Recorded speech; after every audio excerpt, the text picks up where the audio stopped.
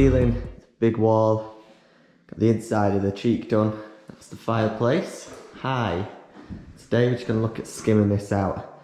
First, show you a video, and I'll show you how to bead up. I'll show you what I did one previously.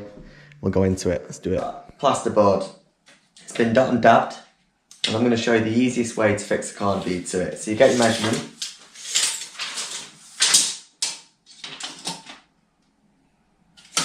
1845. Get your bead.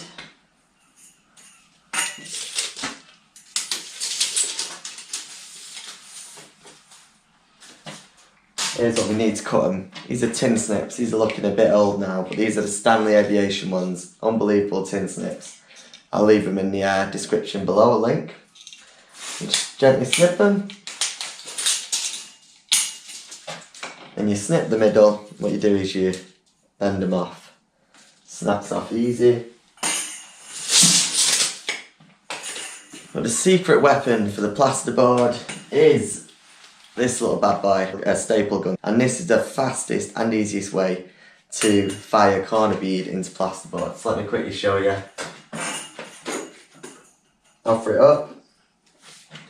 Aim for the grills either side of the bead.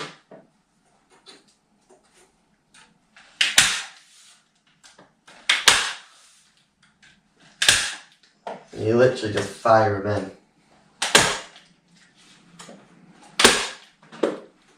So I'll give you a close-up view. The reason we want this particular model is because we've got an adjustable setting here, and this is where we get to see the tongs come out, and that's where you want to aim to get in the grill. So if I show you each one, we've got a file there, aim for the teeth, go in the hole, easy. Same on this side. Literally just aim, fire. And as you can see, it's held it in nicely. You run it all the way up, and that is literally the fastest way to fix a corner bead using a staple gun. And this particular type I prefer because it's hard hitting and you've got so many options you can do with it. But this one is the one to choose from. Same again. Now I'm not one-handed. Fire them in.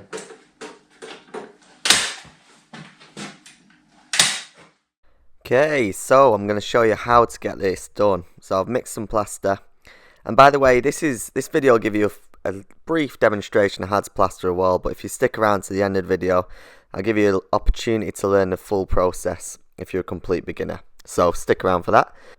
So when you are applying a plaster, you want to make sure you apply the plaster up along the corner bead. And this ensures that you get the right thickness to the bead required, and it also makes sure that you won't get any dips within the centre there. The problem is if applying plaster like I am there horizontally, what happens, you'll get a dip in between, and that's because your trowel hasn't got a guide to follow along. Where once you're plastering it up along the bead, your trowel's got a guide to work with, and it gives you a right thickness required to make sure that the centre of that is going to be square. Now the other way, this is a cheat, the inside of the fireplace, and I'm plastering left to right now. Problem is with this, again, is the potential of having the same problem. So what you want to do is also run up the bead. So as you can see, I quickly applied plaster running up the bead also, and that just again requires make sure that your section there is going to be square to the wall. You don't want dips, and the other potential is that you'll have a bump. If you don't run up the bead, you might have too much plaster running along the corner bead, which means you'll have a bulging area, and these angles need to be bang on. And the thing is, with becoming a good plasterer, you need to make sure your corners are perfect, and that's whether that's external or internal. You want to make sure they're bang on. And so when you're working with corner beads, again, I'm showing you another example. Apply a plaster up the bead, and it doesn't matter if there's a few lines and ripples, you can get that out. This is only the beginning part of the process, but just get into that habit because it's perfect. Again, apply plaster on big lumps at the sides if you want. Just make sure you're troweling up it. And don't worry about going horizontal at this stage. We just want to make sure we're getting a thickness. So that's working to corner beads. As you can see now, I mean, it must be a big chimney breast because I'm on my hop up to get this section. The rooms are and the ceiling height in these rooms are massive. So I look like a little tiny hobbit working in there. I'm not tall anyway, but yeah. So at this section of the wall, it really doesn't matter. It's just straight wall. So starting from the top, working left to right, applying the plaster. So yeah, the process here, it really doesn't matter that much. But one secret weapon I use, I'm going to show you right now, to make sure you get it completely square. This is a Speed Skim ST. If you watched any of my videos, you'll be aware that I absolutely love this tool. And this is perfect because what this does, it gives you a straight line, bead to bead, and it'll tell you exactly what's going on. So it'll flatten any plaster if it's bulging out, and it'll also let you know if you need to add more plaster, because you'll be able to see, using that straight edge, whether you've got a high or a low spot. Again, I'd recommend using this tool for all stages of plastering. It's just perfect. But as you can see, I'm working left tonight, and I also run up the bead. So when you are using the Speed Skim, always go both ways. It just makes for good practice and flatter walls. As you can see, it's just taking the hard work out of this job. So you always apply 2 coats of plaster. So I've applied the first coat, and I've flattened the first coat. So as you can see, the second coat, we're just filling any low spots now. And what you'll find with the second coat when you've worked towards corner beads, you never really use that much. You should be filling the majority of the plaster with the first coat. The second coat is just a filler, touching up any sections that may be a bit low, maybe a bit sparse in the beads. And what you're doing, again, same thing, applying your plaster in upwards motions up along the bead. And this just makes sure, again, you've got a square wall. This time, if you're working on beads, you can go all the way through, but that's, again, comes with experience really. I know exactly the thickness I should be applying the plaster. The problem is with corner beads is knowing how thick the plaster needs to be. That comes with experience, which is why I always recommend, as a gauge, you run up the bead. So this is the second coat, and again, this is just a filler coat really, so it's going to be a lot thinner than the first. And it's just ensuring we've got that 3mm coverage. When you're applying plaster, your overall thickness should be 3mm, so it's 2mm roughly with the first coat. Second coat is roughly 1mm top up. So that's the thickness of plaster, and that's how you should really be working towards corner beads. And now all we're doing for the rest of this video is just flattening and getting it bang on. But that's the fundamentals of working with angles. Empty bucket. Couldn't have used any more than that.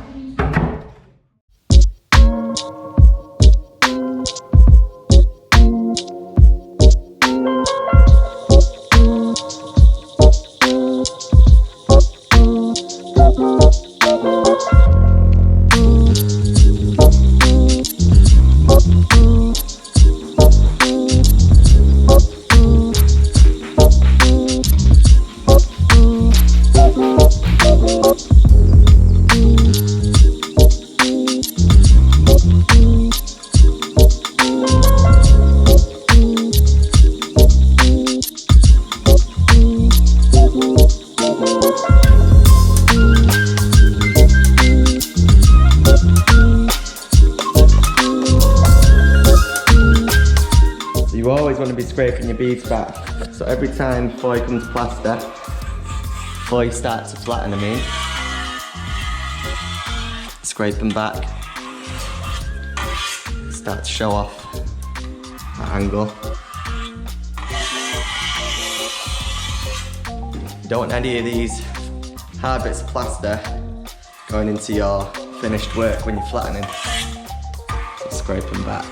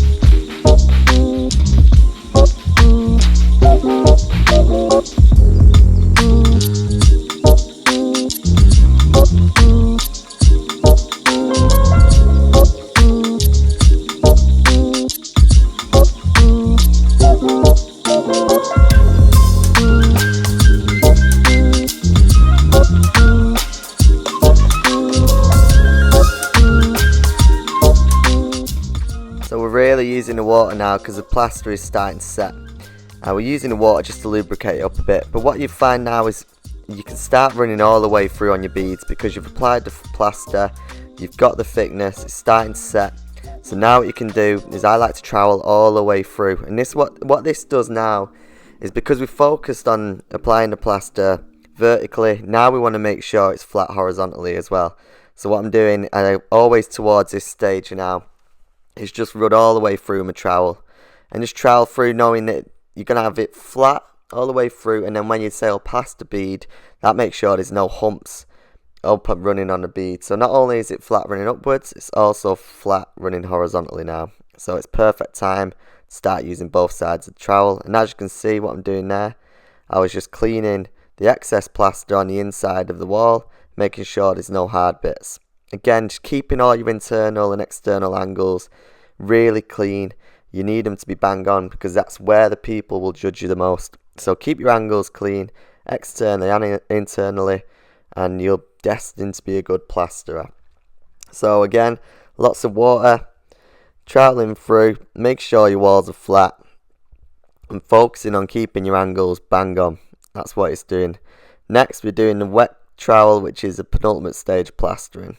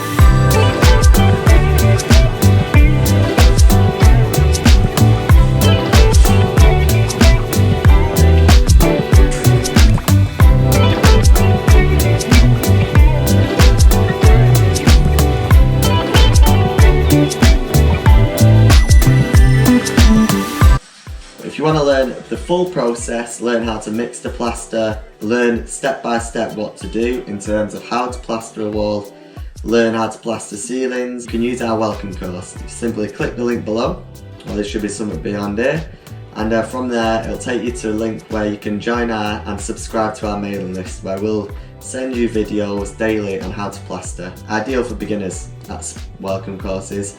or anyone who's been plastering a little while but haven't quite mastered it. Thanks for watching, I'll see you in the next one.